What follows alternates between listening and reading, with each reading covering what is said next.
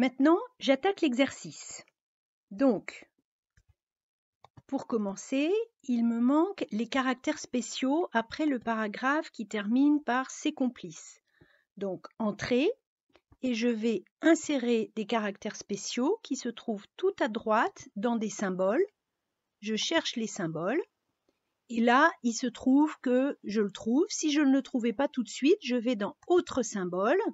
Et là, je cherche dans l'alphabet en faisant toutes mes recherches, puisque vous avez tout un tas d'alphabets. Et là, je vais l'insérer 3 fois.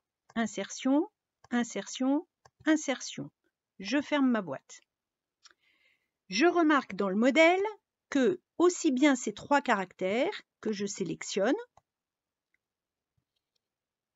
j'appuie sur la touche CTRL pour sélectionner également le titre.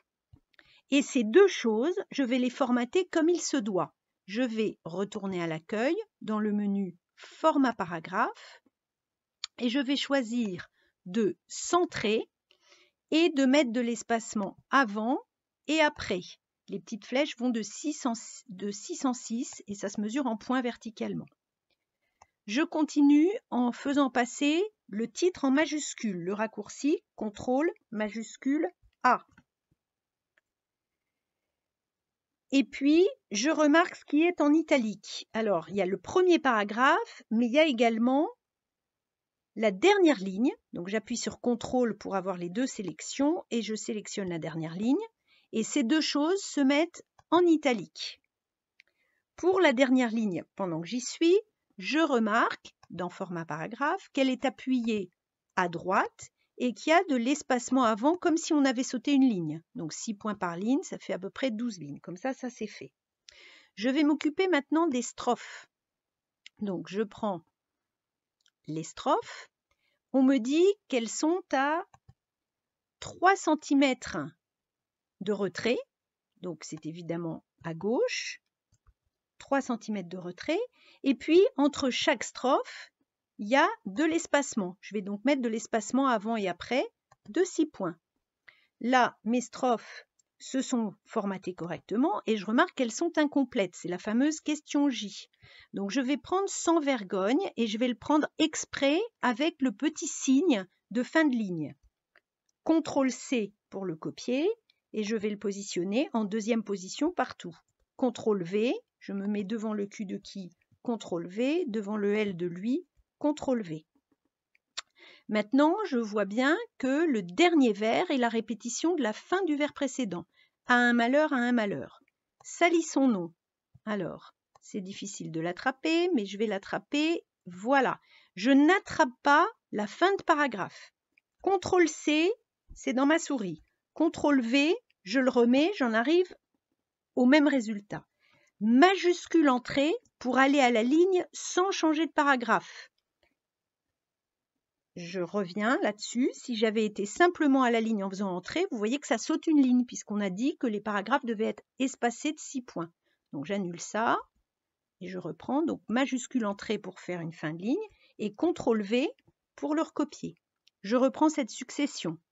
Donc bonjour petit, je prends sans la fin de paragraphe, CTRL-C, CTRL-V pour le recopier, majuscule entrée pour aller à la ligne, CTRL-V pour le recopier. Et enfin, blague à tabac, avec le point, CTRL-C, CTRL-V, majuscule entrée, CTRL-V. Il me reste maintenant à formater les différents paragraphes. Pour ça, je réduis, parce qu'on peut faire tout d'un coup, et je vais prendre, je vais réduire encore un petit peu, si je peux, voilà, hop. Je vais prendre le premier paragraphe. Alors, pour sélectionner plein de paragraphes, je prends du menu, il suffit, comme si j'avais un crochet dans la main, que j'accroche des bouts.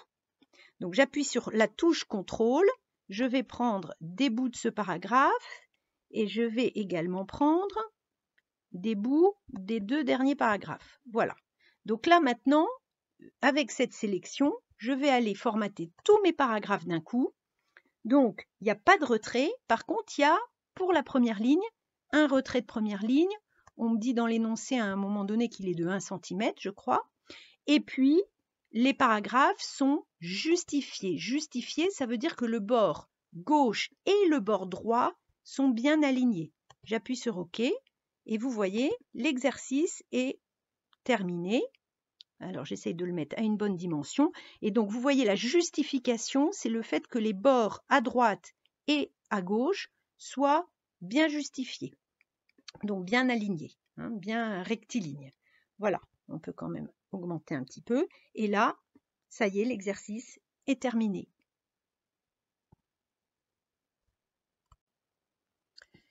L'exercice est terminé, mais je vais rajouter un petit commentaire. Pour arriver à ce résultat, certains d'entre vous, au lieu de séparer les paragraphes de 6 points, ont peut-être utilisé une autre technique. Alors, je vais utiliser une mauvaise technique et vous allez voir, je vais vous expliquer pourquoi c'est une mauvaise technique. Peut-être que vous êtes contenté de sauter des lignes parce que vous vous dites « Oh, bah, ça va plus vite de faire comme ça plutôt que d'utiliser un menu que je ne connais pas ».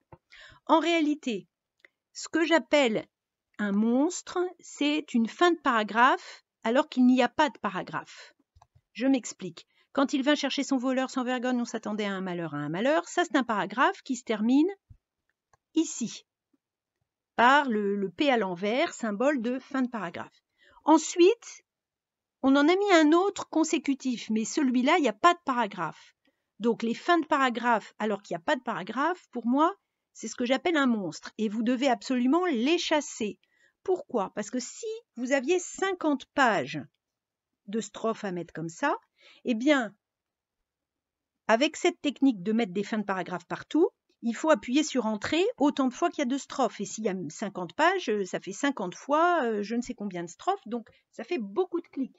Alors que, avec la méthode que je vous ai donnée, c'est pour ça que je reviens en arrière, CTRL Z, voilà. La méthode que je vous ai donnée, vous sélectionnez tout, vous allez dans paragraphe et vous mettez de l'espace avant, après. C'est une seule commande, quel que soit le nombre de pages. Donc, j'insiste beaucoup, dans votre fichier, à la fin, quand vous affichez les fins de paragraphe et les caractères invisibles, hein, avec ce raccourci-là, vous devez bien être vigilant, il ne doit y avoir aucun signe parasite pour faire du vide. C'est une technique, c'est un coup de main à prendre qui vous permettra, aujourd'hui ça va vous ralentir, hein, mais qui vous permettra dans l'avenir d'aller beaucoup plus vite et d'être beaucoup plus efficace. Voilà.